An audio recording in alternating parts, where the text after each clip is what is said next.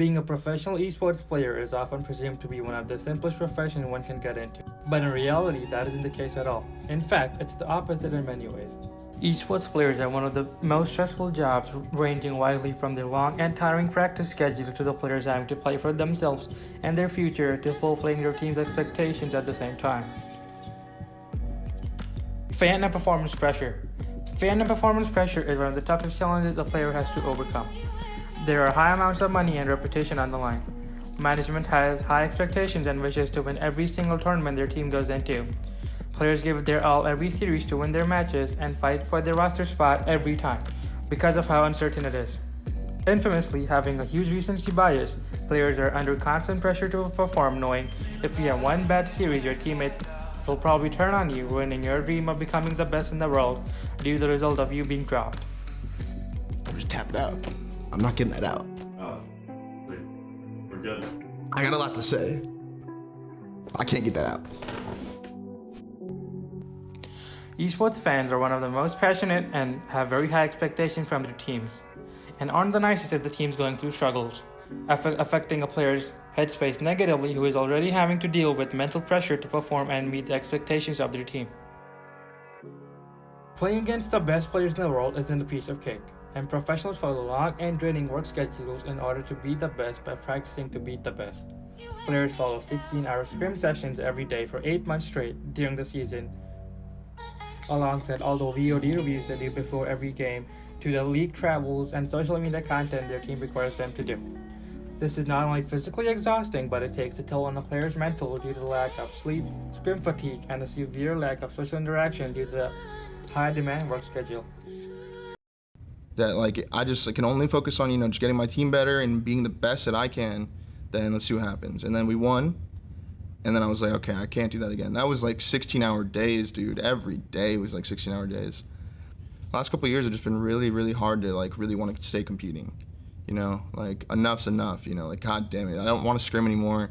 I don't want to play these online matches anymore. It's just it's the whole vibe of the last couple of years just felt different than what they used to be. Past couple of years, really, I just want to just have a year to myself.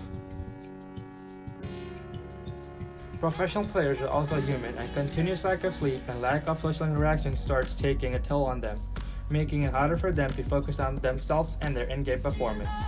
Bare minimum social interaction messes with the players' brains, making them depressed.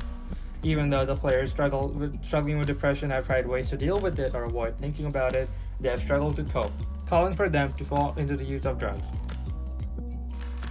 Players have come forward and claimed to the use of Adderall to help them win world titles as they weren't healthy enough to do so being sober. OpTic Gaming's very own Nick Kirchner is a prime example of how badly depression affects a player, who came out earlier this year and said he was depressed for about 2 years when he was forced into retirement because of the org's Halo team disbanding. Being in the lowest moments of his life, Maniac claimed to take 4 times the amount of Adderall prescribed to him, alongside other substances like Xanax, or mixing all of them together with alcohol, not caring if he died doing so. I haven't told anyone this besides people in rehab, but I was always scared to buy a gun because at my lowest moments of 2020, I was afraid I would just be so low and just shoot myself in the head. I have a journal that my mom got me, and I remember specifically writing in that journal about Nick. And at the very end, I wrote, "He better not fucking die." That was where my head was if he dies, I'm gonna be fucking pissed. This is what an esports player's easy job is. It's not always about the big prize pools or the glory of winning chips or playing games every day. The issue of player health has risen in recent years, and teams are now advised to have flighting work schedules and have enough rest days to help their players preserve their mental and physical health, alongside proper advising and counseling services for those struggling. Although it has failed a number of times, professional players have proposed the formation of the player union, which will guarantee certain things for them like roster spot security, timely salaries, and bringing more light to the use of substances by players and ways to counter it.